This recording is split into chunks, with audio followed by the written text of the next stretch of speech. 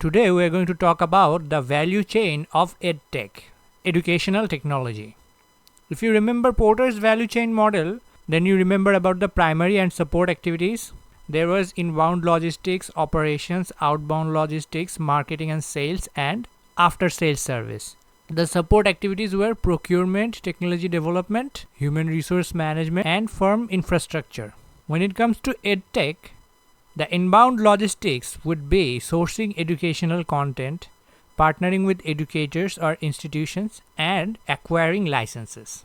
The operations would be platform development and maintenance, content creation like video, quizzes, and LMS setup, structuring the course.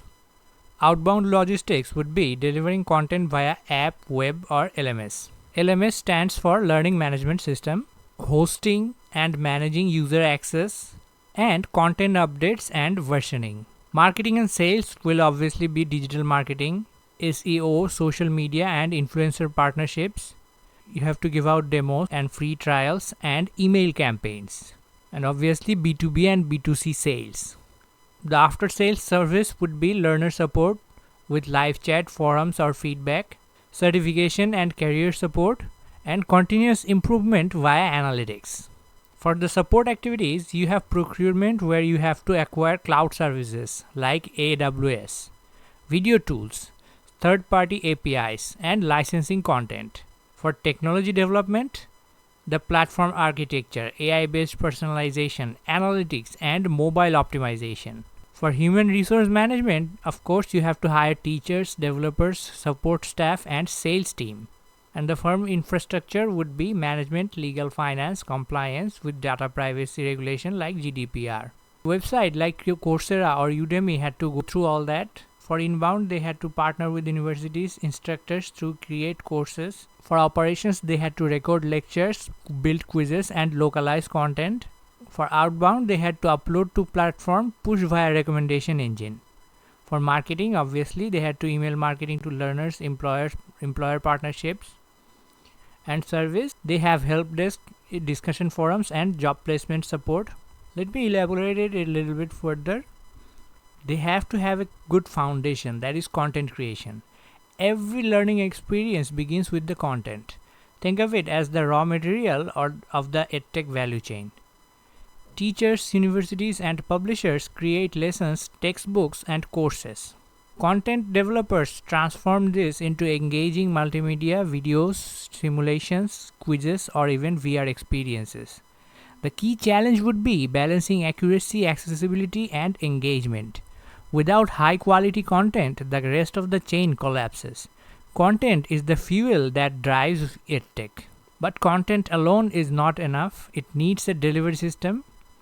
This is where technology infrastructure steps in. Learning management system like Moodle, Canvas, or Google Classroom.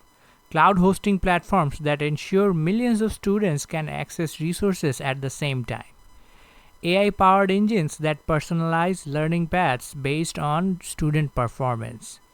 Infrastructure is the backbone, making sure the right content reaches the right learner at the right time.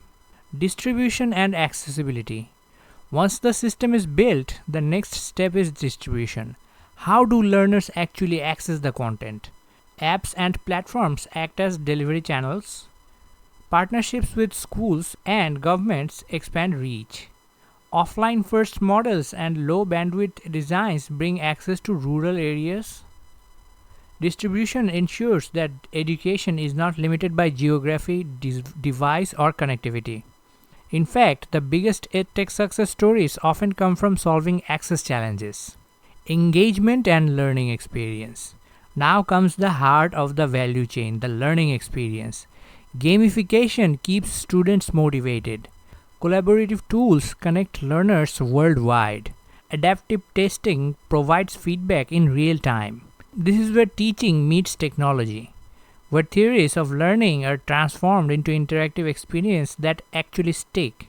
Assessment and analytics. We did all that, but how do we know if learning is actually happening? That's where assessment and analytics play their part. Digital quizzes and exams provide instant evaluation. Learning analytics track progress, identify weak areas, and predict outcomes.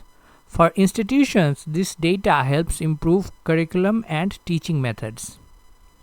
Assessment closes the feedback loop, creating a continuous cycle of learning and improvement. Support ecosystem. No value chain is complete without support.